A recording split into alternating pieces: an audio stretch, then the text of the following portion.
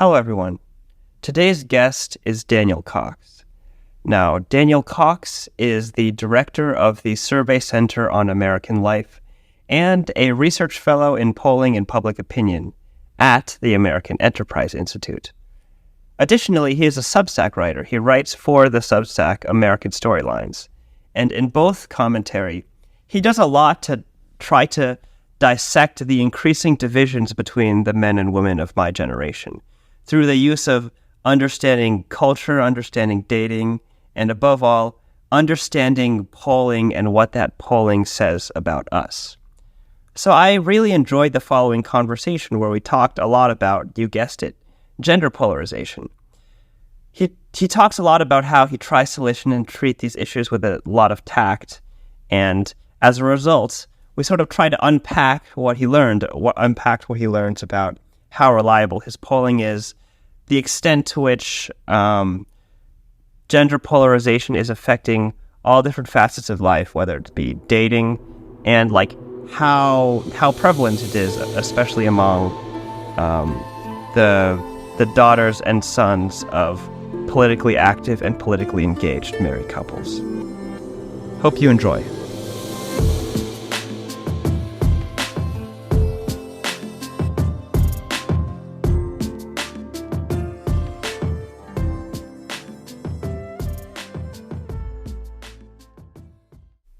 Daniel Cox, thank you so much for taking the time to come onto this podcast. It's my pleasure. All right. So I guess the first question I have two questions in one to just start off. The first question is, what is gender polarization? And the second question is, how do we know that it is real and not just like media fluff that is created whole cloth? Yeah, so let me take the first question first. So gender polarization, that's the extent to which attitudes or political identity is becoming polarized between men and women. So women adopting more consistently liberal attitudes or policy positions and men adopting more consistently conservative views would be an example of gender polarization. You can talk about it sort of broadly when it comes to politics and political identity, or you can talk about it when it comes to particular issues such as abortion. And there's some sense that Gallup and others are seeing increasing gender polarization on some of these issues, such as pro-life and pro-choice identity. All right. How do we know that this is real? I mean, it's the same way we know anything else in politics and public opinion is real. Like there are ways to measure it. And, one of the things that I'm always cognizant of as a pollster, as someone who is tasked with trying to figure out, what the reality is and what the truth is, what the facts are when it comes to a whole variety of political phenomena. I mean, we're sensitive.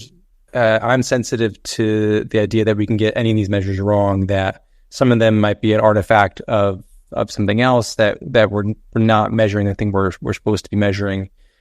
But when you get an accumulation of evidence, when you're seeing the same pattern occur again and again across different issues in different contexts over some period of time, you start to become more confident that what we're seeing, what is being revealed in the data is reflecting something real in the world. And that's, I think, where I'm at when it comes to this issue of gender, particularly the gender differences among young people on politics, is that we're seeing enough evidence across enough different types of surveys that are asking questions a little bit differently, that are focused on different types of issues. And this pattern is repeating itself enough times that I think we know something is happening, and we can sort of argue at the margins how much is happening and on what particular issues we're really seeing the largest divisions and the implications of all this. But I think we're well beyond the point where we know something's happening. All right. Yeah. So you've obviously done a lot of polling at the American Enterprise Institute. So could you explain a little bit both about its methodology and also like how we know that like by doing similar polling over and over again, just like consistently with like different samples, you can reasonably start to trust that like something is happening, even if we can debate a little bit on the margins of like what specific issues are playing a larger role and so on and so forth. Yeah, I mean, I think when it comes to survey methodology, we could have an entire conversation around that. Things have changed fairly rapidly over the last decade or so in terms of the way pollsters operate, the types of folks we're talking to, the way we're reaching them, online surveys versus telephone or in-person surveys. So the methodology has shifted an awful lot. At one point, the gold standard for survey methodology was something called RDD, which is random digit dialed telephone polls, where you would be dialing up strangers, and you would just random digits would be entered into an auto dialer, and at the end of the line, hopefully you would reach someone, and you would ask them if you could interrupt their dinner and talk to them for 15 minutes about important issues of the day.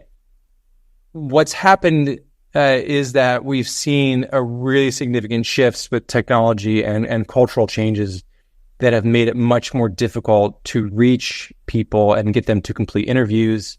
So caller ID, the shift to cell phones, fewer people are talking on the phone at all these days. When they do get an incoming number that they don't recognize, very few people will answer it. And so that has had a really significant impact on how polling is conducted. It's also increased the cost. So the cost of conducting high quality polls has increased exponentially. The other thing is that, with concerns about identity theft, you have people less willing to share information with people that they don't know, again, which sort of further complicates the process of getting people to reveal their preferences and share intimate aspects about their own life or their worldview. And so these are things that we are certainly navigating along with everyone else. The surveys that I conduct at AI and the Survey Center on American Life, we work with two partners, in particular Ipsos and NORC at the University of Chicago, and they run these probability-based panels. And so they recruit people from all over the United States, and they make sure that even if you don't have access to the internet or you don't have your own computer, that you are provided that so you are able to participate in these panels. And so they recruit 50, 60, 70,000 people. And so they have this big group of folks that are willing to take surveys, and then periodically, people like myself will sort of say, hey, I would love to field a survey of 2,000 people, and the survey will go out to these online panels. And it's a process that works pretty well. It's obviously expensive. People are always, leaving, so you've always got to be recruiting people to join the panel. There's some concern that the people who remain for a significant period of time and are as part of these panels and are answering, hundreds, if not thousands of surveys, that through the process of doing that, their attitude shifts, they become more knowledgeable, and they become a little bit less representative of your average American. This is something called panel conditioning. And so there is no perfect way to conduct a survey these days, but we are mindful of all the potential challenges, and then we try to address them on the front end. And at the end of the day, there's really not an alternative, right? So you can sit in a diner and ask 12 folks what they think about the election, or you could try to conduct a representative sample of the American electorate. And I think that will always be the best way to divine what Americans think and what their intentions are for a coming election. Yeah, but I do think it's really interesting we're talking about a hot button culture right now, about how the men and women of my generation are drifting apart and how men are becoming more right wing and women are becoming more left wing. I do find it interesting that we're talking about this hot button cultural topic in a really like wonky, statistically intricate way, like regarding polling. So you made a guest appearance on the Chris Williamson show where there was something that you said that I thought was kind of interesting in that like there are a lot of trends like culturally when it comes to differences between men and women in Gen Z where you might be able to look at the data, but you don't know more of like the finer details of what the culture is actually like. And sometimes your like younger research assistants give you like valuable information that you didn't know before. But I guess that begs the question, like, do you think there's a little bit of a disconnect between the ways that like intricate data wonks like us treat these issues and like the actual more like cultural zeitgeisty way that like Gen Z teens and young adults think about these problems?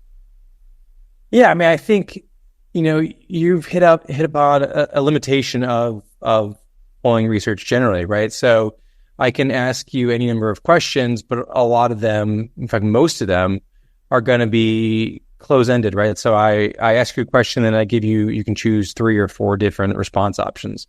And it may be that there is one of those response options that makes somewhat sense to you, but it's not that the response you would have given if I had asked you an open-ended question.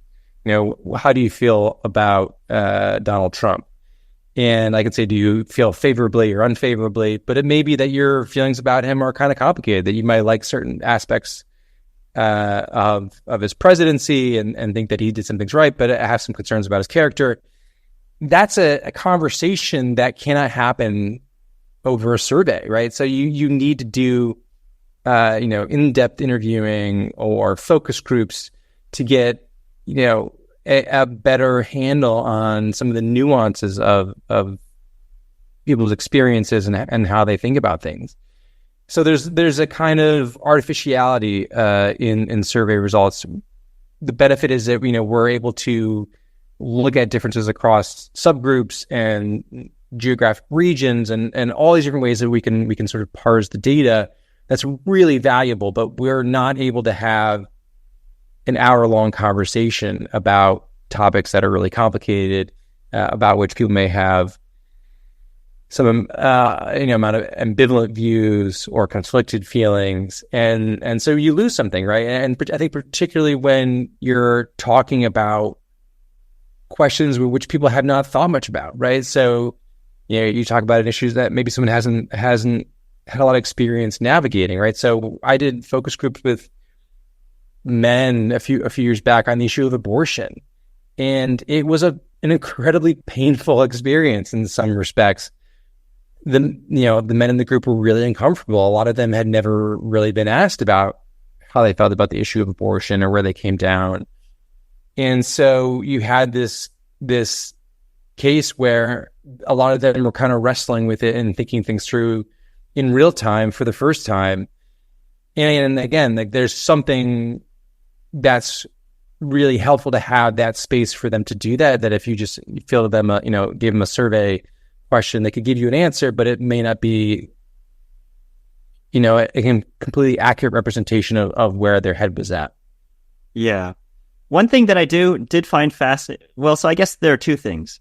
The first thing is that like a lot of the time, these like polling questions don't really accurately capture it when people's views are like really complicated. And I do think that's true. And I think it's also true that a lot of the time, one of the limitations of polling is that like, you're unable to like dig deeper in, or just like, maybe sometimes people have views that are kind of like orthogonal to the views that you present in the questions in the polling, or even it's possible that they do think about those issues that strongly. They're just not primed to think about the issues in the specific way that the polling asks. Like, I guess one anecdote that you should take with a grain of salt, because this is just one random anecdote, is like back when I was at when I was a college student, I do remember this was like after John Byrne Murdoch's article about gender polarization was making the waves. And I remember there was one student where she brought that up with her professor, and she brought up the whole graph about how like men are becoming more conservative and women are becoming more progressive. And I asked her about it, and she said that she found it on this one like trending clip on TikTok that I wasn't familiar with. And I guess it does make me a lot more curious about how maybe there are tons and tons of men and women where they like this is accurately capturing a trend, but it's capturing a trend in a way that's very different from the way that they're used to thinking about these issues. And if that's the case, then maybe that's just like one limitation that we, at the very least, we should be more willing to acknowledge. Because we can't do like hour-long interviews with these people. But I mean, go ahead. The best social science is multi-method, right? That you incorporate a lot of different methodologies to get at the answer. So you do more of these long-form, in-depth interviews to supplement the quantitative work, right? So I think there's ways to get around all this. I mean, a lot of it's just a question of resources, time and money.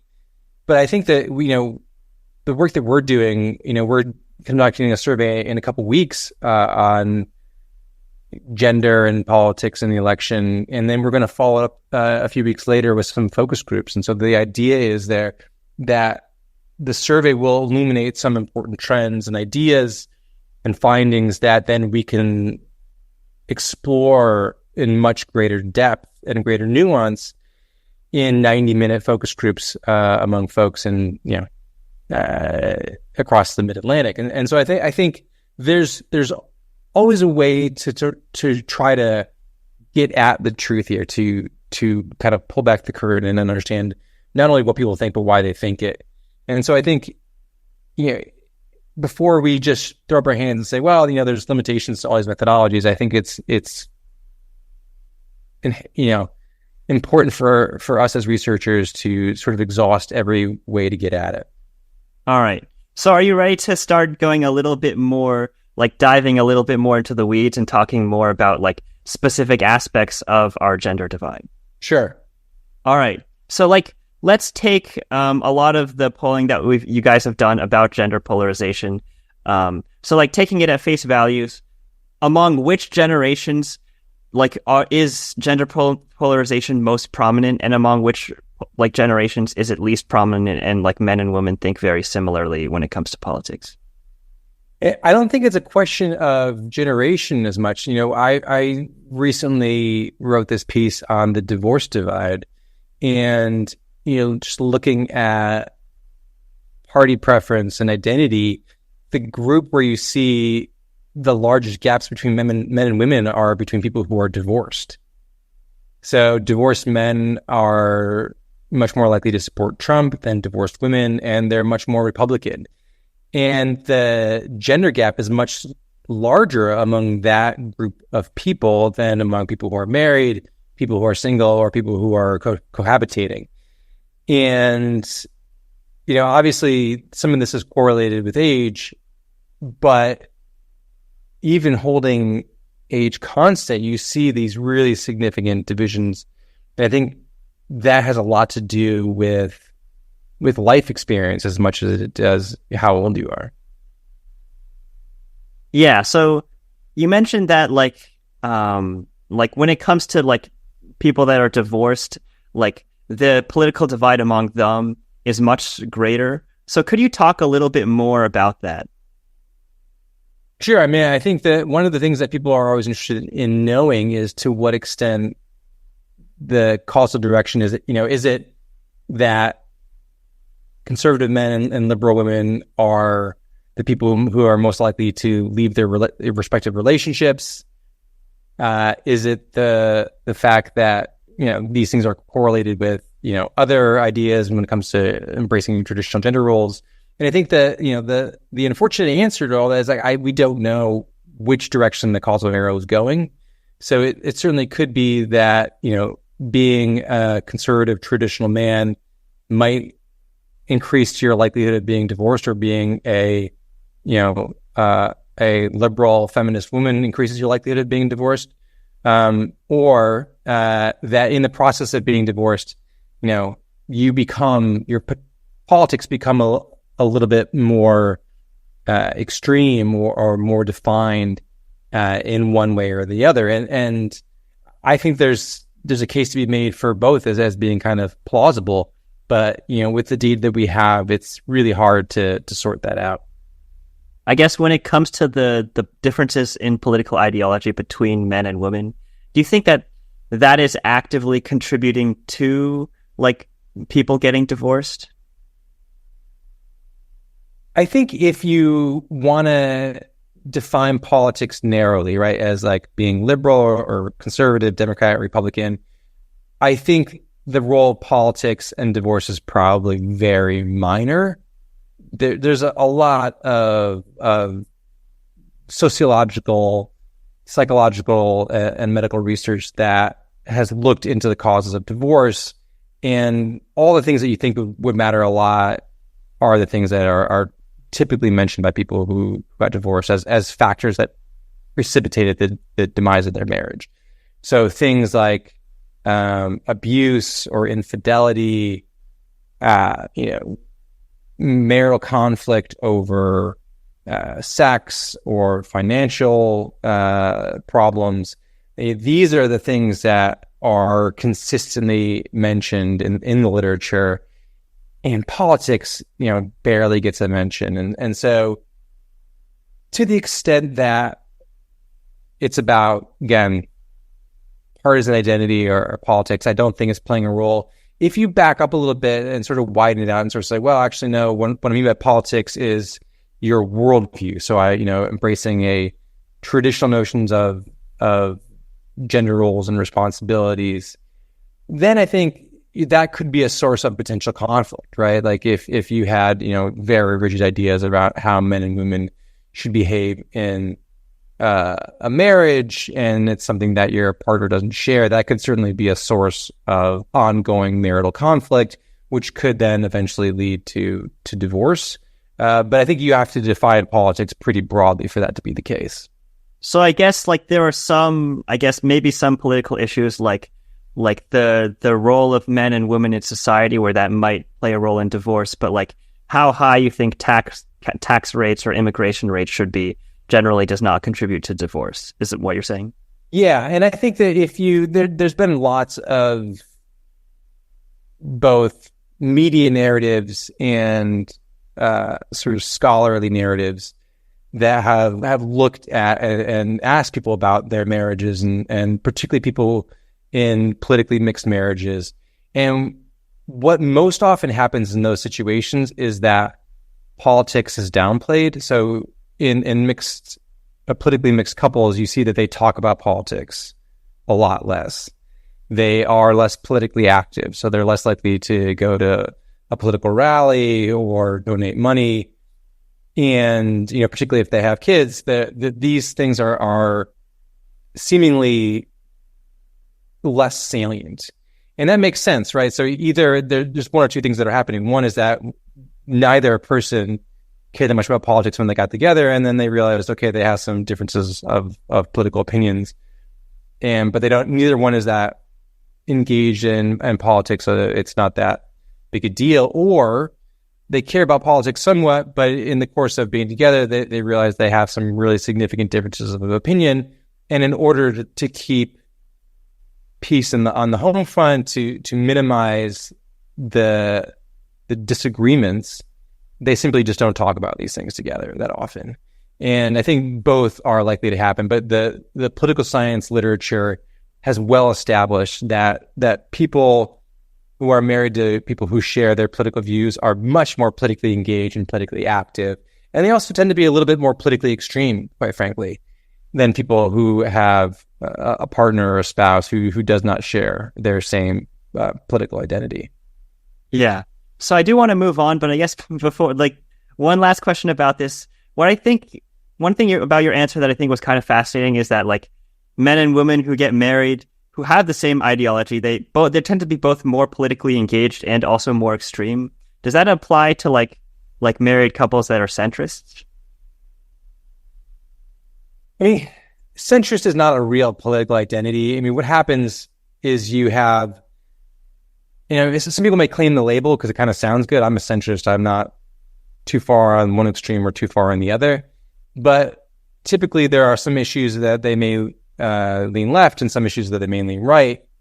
And, maybe, on average, they're somewhat towards the middle. But I think when it comes to the idea of political affiliation or political ideology, that general pattern of when you're around people who share your views, you're more likely to, go to one extreme than the other. And it could be like, I'm a centrist, but I'm pro-choice. And I'm married to someone who's a centrist and who's pro-choice. And so we're not any more pro-choice or not any more centrist, but on the pro-choice issue, we're further out than we would be. We're more stronger supporters of pro-choice politics because of the person that we're coupled with. Yeah. So that's really interesting. But now I'm going to take a hard swerve and ask you about something else. Do you think that in general, like when it comes to let's say that there are married couples where they both share the same political ideology, and as a result, they become more politically active, but they become more politically extreme, and then they have kids. Do those kids tend to have the same political ideologies of their parents? Yeah, that's a great question. So for, the last 50 or so years, the bulk of social science research suggested that parents played a critical role in political socialization of their kids, right? So that their kids would adopt many of the same, if not policy positions, than their overarching worldview when it comes to politics. And that was one of the ways people became politically sentient, right? That their earliest members are of their parents' politics, of going to vote with their mom, or getting involved in a letter writing campaign with their dad.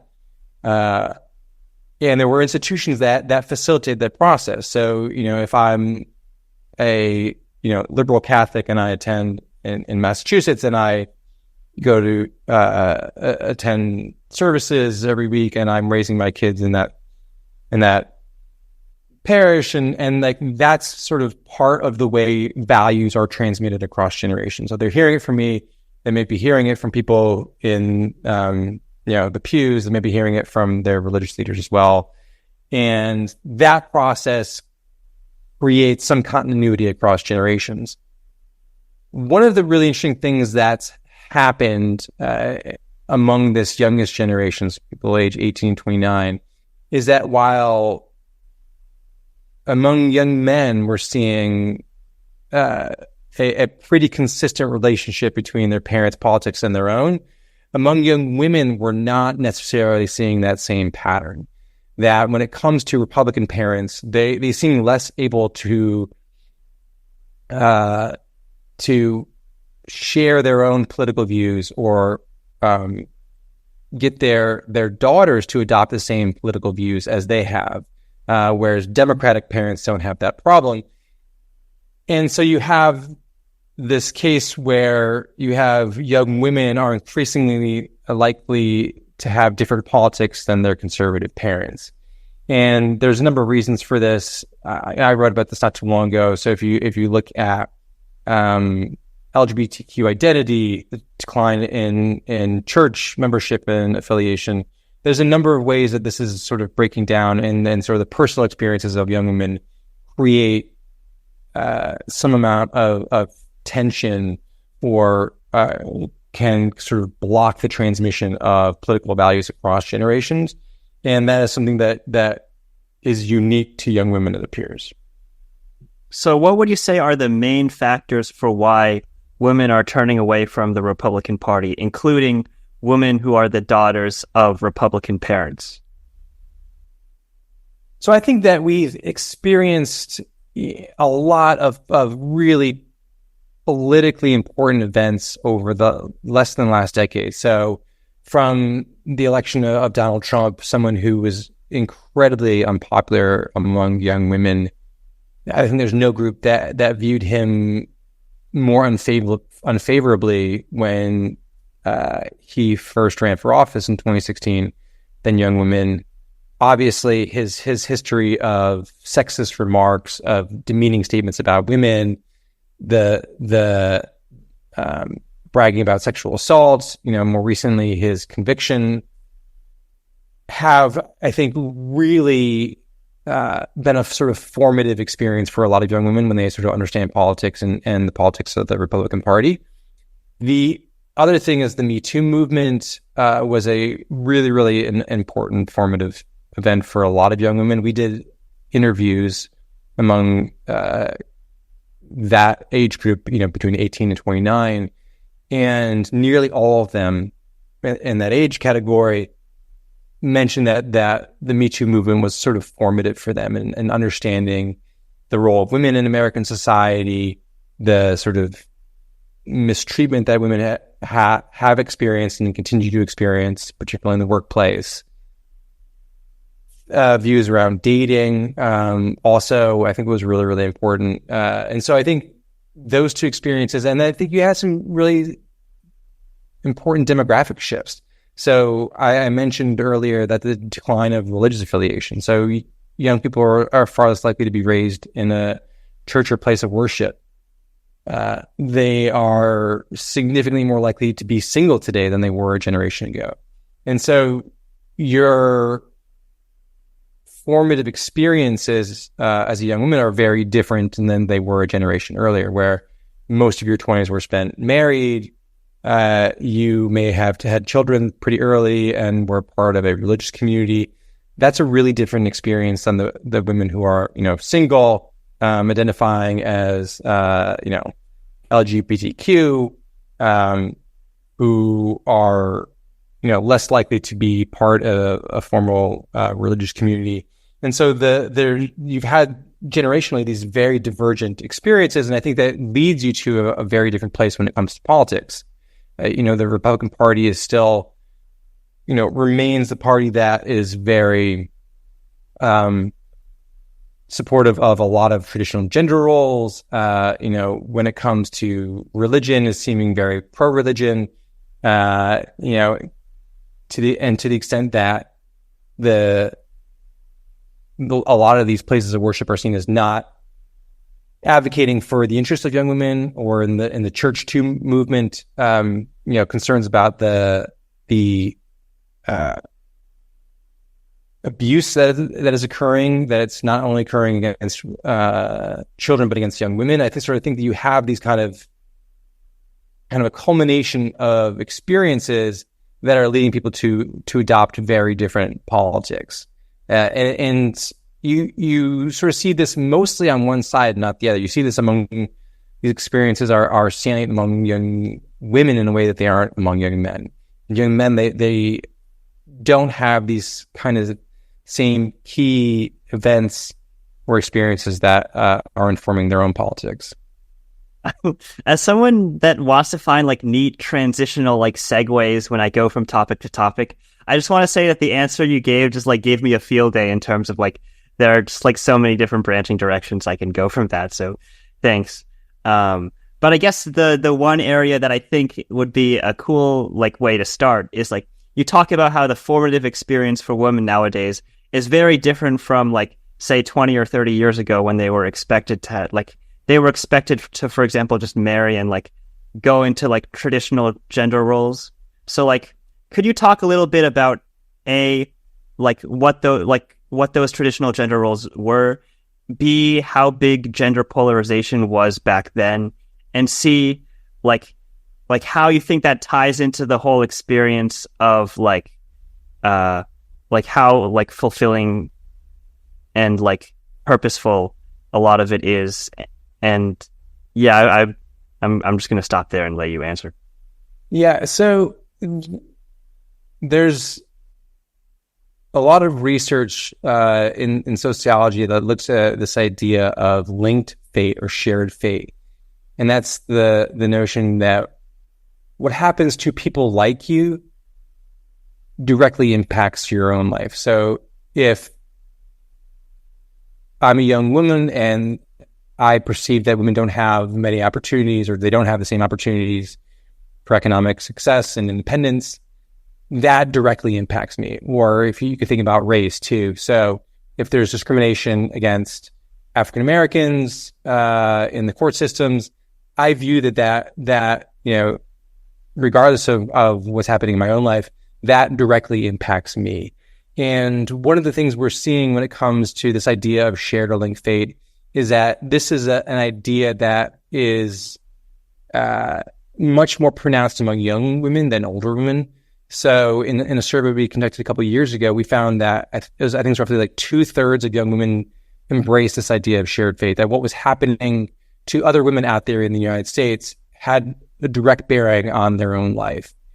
And part of that is the fact that they are single, because research shows that when people get married, particularly women, they tend to have a political orientation that is less focused on their own interests as women and become more sort of focused on their family and their partner. And so their politics actually becomes a little bit more conservative, because conservative policies tend to traditionally benefit men. And so you have this case where married women would their politics would be much less focused on the sort of advancement of women or embracing sort of feminist ideas more broadly, and sort of more narrowly focused on sort of their own family unit and what they perceived was best for their family. Now you have a much larger number of young women who are single, and they're much more likely to embrace this idea of shared fate. And this didn't happen out of nowhere. I think partly it's in response to real and perceived threats. There's this really remarkable trend in some Gallup polling that asks about how satisfied Americans are with the treatment of women in American society. And for roughly 25, 30 years, there's not much of any movement, right? Most Americans remain largely satisfied, and there's a gender gap, but it's not a huge one. Then I think around 2017, 2018, you see this collapse in women being satisfied with the treatment of women in the United States.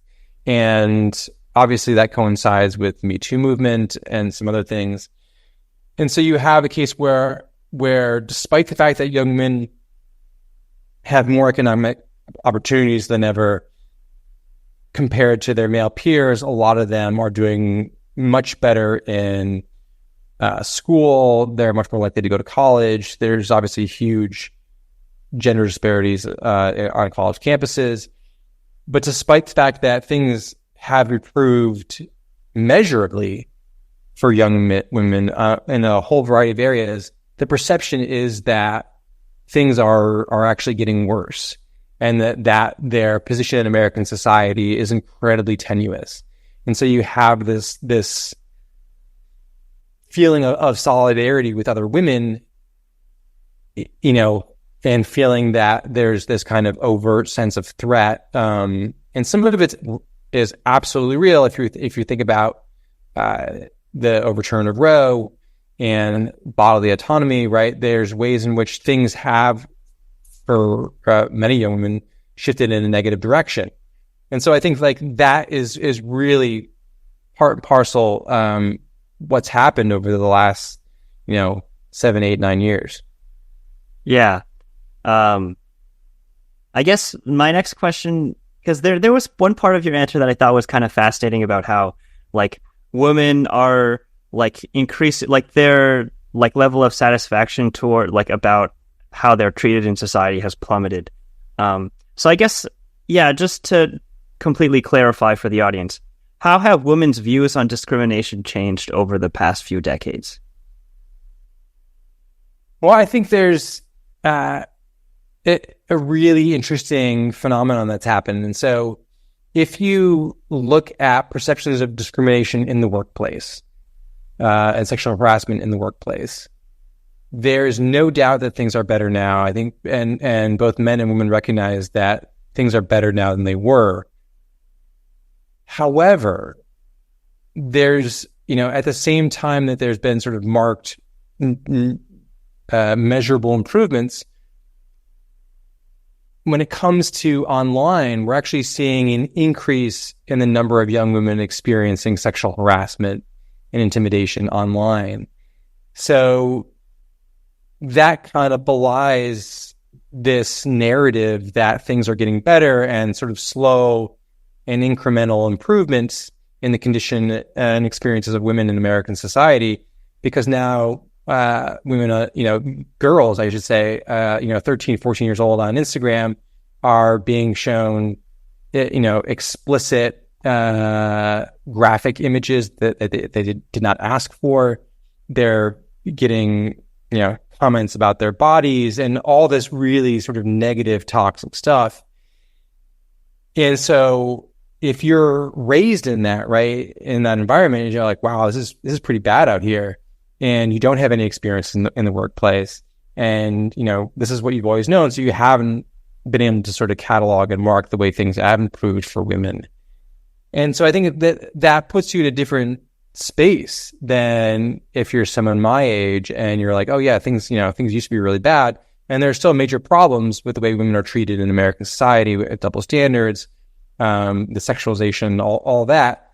But things have improved from where they were. You just watch sitcoms from the 90s and compare them to the stuff that's on today, and you're like, how do they ever get away with that? And so I think that the idea of progress is something that, remains an elusive idea, and something that I think for a lot of young people and a lot of young women remains a little bit hard to swallow. Yeah. Okay. I guess I want to hold on this topic for at least a little bit longer, because you mentioned in your previous answer, the one before the one that you just gave, that like women are increasingly responding to both real and imagined threats. So I would assume that you would consider like sexual harassment online to be like a real threat. What would be something that you would consider to be an imagined threat? So I didn't use the word imagined. I said perceived, because okay, that was my mistake. Yeah, sorry. Yeah, you could perceive something that is real, but when in fact, just because you perceive it, it is real. It becomes real to you. And one of the things that one of the reasons I use that word is because you do see this discrepancy between the number of young women who say that they have personally experienced discrimination and the percent who say that women experience discrimination. So they themselves are less likely to say that they've personally experienced discrimination than say women have in general. And so you do see this divide in terms of how much they're personally experiencing these things versus how much they're kind of viewed as being sort of out there and part of the culture. Yeah. Let's think. All right. Do you want to hard swerve into talking about dating? Sure. All right. So what are some of the consequences of the decline in dating in modern society? Well, one of the, I think the really interesting things when it comes to the way that dating has evolved with the arrival of online dating and dating apps is that we've become much more accustomed, and it's become much more common to dating people with absolutely no connection at all to the rest of our life. So they don't know the people that we know, they don't know the places that we frequent, they don't share perhaps much of the same interests that we do. And I think because of this, it becomes much more tenuous. It becomes much more easy to sort of drift in and drift out. And I think it also becomes easier to treat people poorly, right? You just don't have the same kind of incentives to be on your best behavior if there's a chance that you will never see this person again. If there are 100 other people, willing and ready to go on a date with you, how much value is the person sitting across from you? Maybe you find them a little bit boring, or maybe you're just, feeling tired and want to leave. If this was someone who you were set up with through, your roommate or a friend, I think the behavior changes pretty dramatically, where there's, certainly any number of repercussions for misbehavior. And so I think that to me is one of the key problems with the shift to online, right? You can sort of say that, economists have identified that the fact that having too many options is a problem, right? They become devalued. This is like the concept of overchoice, right? Yeah. And the process becomes dehumanized. But I think beyond that, there's a sociological problem too, in that we're not held to high standards because no one is holding us to these standards, because we have no mutual connection. And I think that's just as important. Yeah. So you wrote a piece on dating that I thought was kind of fascinating. So I'm going to quote one aspect where you were talking about like what is making it a little bit hard. Quote, many young men are finding their formative experiences have done little to prepare them for relationship success in 2024. Young women today expect young men to contribute in ways many of their fathers never did, even if they had fathers to model, if they even had fathers to model this behavior in the first place. End quote. So could you talk a little bit about that and talk about how the decline in like traditional gender roles, like the effect that that is having on dating? Yeah, no, I think a lot of young men have been set up to fail. That when it comes to what's valued, when it comes to what's expected of them as potential partners, as potential spouses, that it used to be pretty simple. The formula was, like, well, be responsible, earn a good living, be willing to sort of sacrifice for your partner and your family. And that was kind of it, right? There was not anything about emotional labor and being equal partners in the household and in raising children. And like all these other things that, we kind of now understand are basic components to being in a healthy relationship. These are things that, many of our fathers and certainly grandfathers was not part of the script. And so it was not something that was told to them as important. And now suddenly a lot of them are starting saying, oh, wait a minute, now I'm finding that the people that I'm talking to, the women that I'm talking to do value this and say this is kind of a deal breaker for me. And when it comes to some of this stuff, it's not simply sort of flicking on a light switch, right? Like the process of being able to communicate and being open and being vulnerable at the same time as being confident, like those are things that take a long time to learn, that require practice, and something that most young men have very, very little experience in. Yeah, and maybe like certain aspects of like communicating it the right way. Maybe not only is it not taught enough, but maybe there are some times in which it is actively discouraged. Would you say that? Absolutely, right. So there's norms around masculinity that requires you to sort of suffer silently. That when you're feeling depressed or sad, that you don't go to your partner or spouse. Like you don't want to be a burden. And that's part of sort of traditional notions of masculinity, that you bear what needs to be bearing. But I think that's really problematic for any number of reasons. But the most obvious is that how can you be a complete person if you're not even able to express all the feelings that you have, right? How can you be a good partner? How can you be emotionally available? How can you model behavior for your kids if you don't even allow yourself to feel these things? Yeah. So then I guess my next question would be like, what would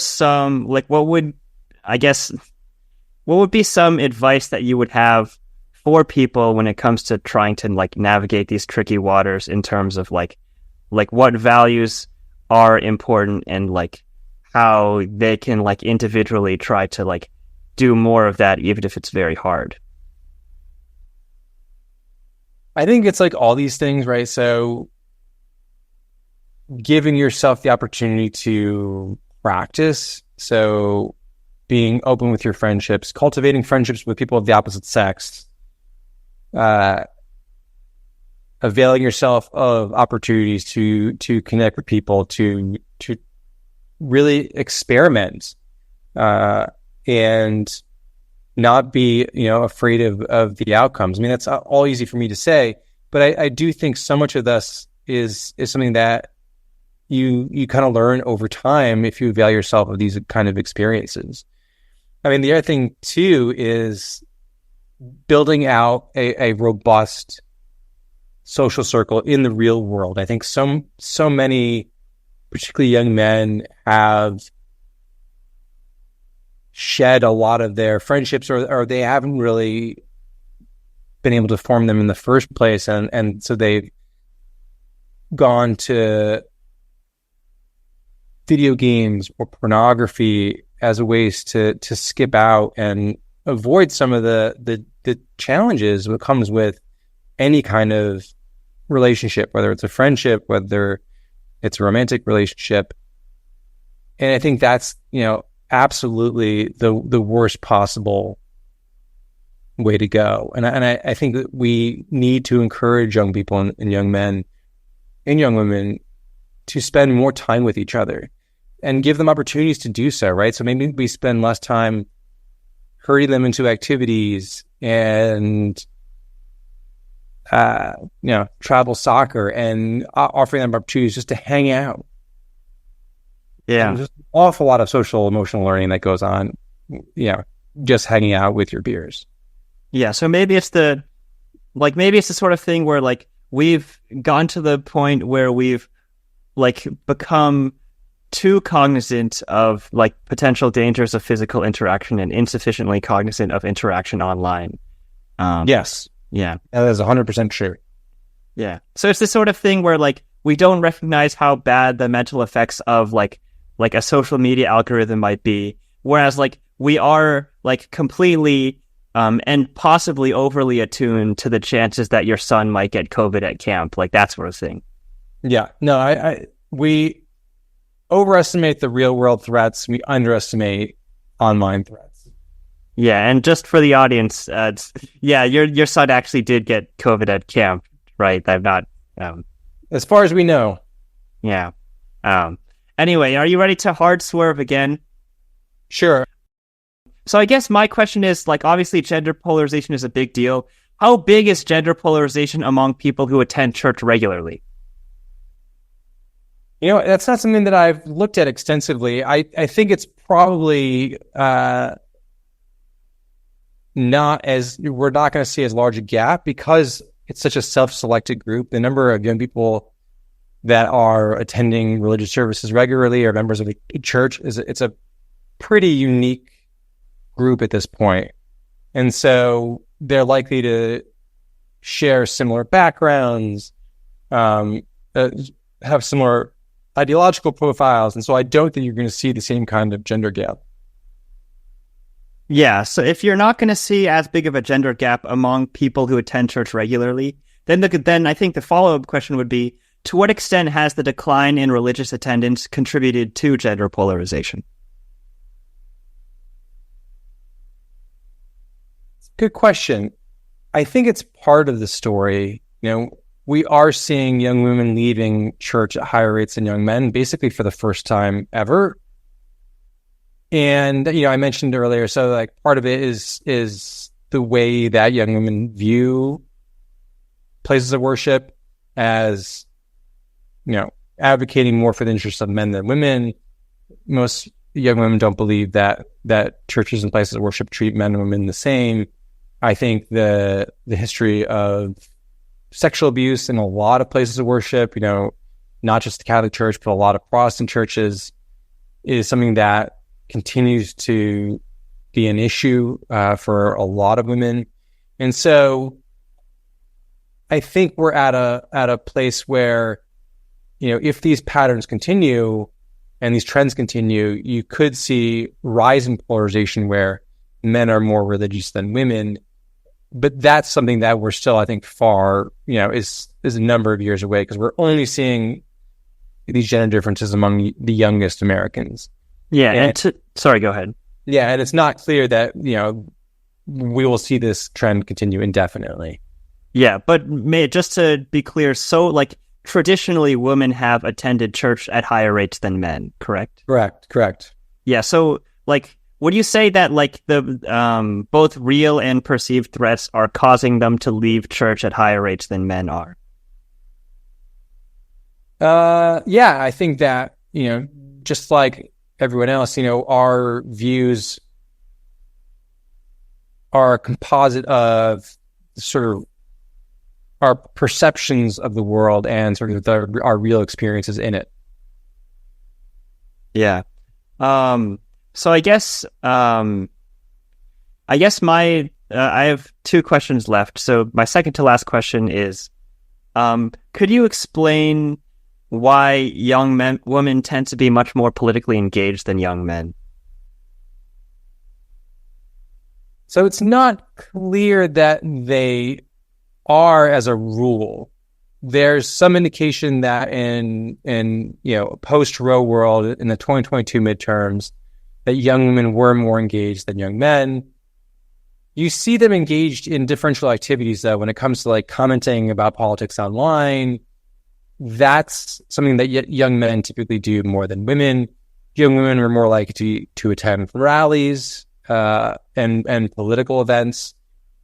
But a lot of those measures recently were in the wake of Roe being overturned and the women's marches. And so there are more opportunities for women to become involved in those activities than men. And so I'm not sure that we're seeing a sort of structural difference in the sort of political participation of young men and young women.